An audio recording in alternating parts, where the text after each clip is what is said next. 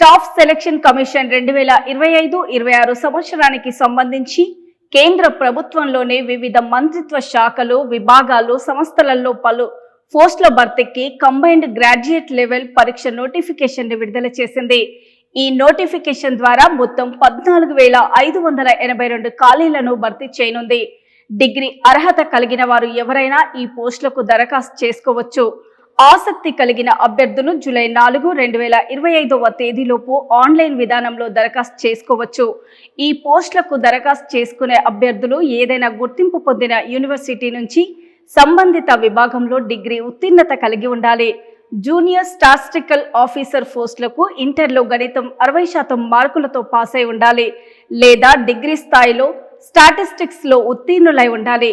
Degree చివరి సంవత్సరం చదువుతున్న విద్యార్థులు కూడా అర్హులే.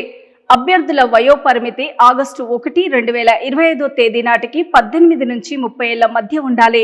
ఆసక్తి కలిగిన వారు ఆన్లైన్లో అప్లై చేయాల్సి ఉంటుంది.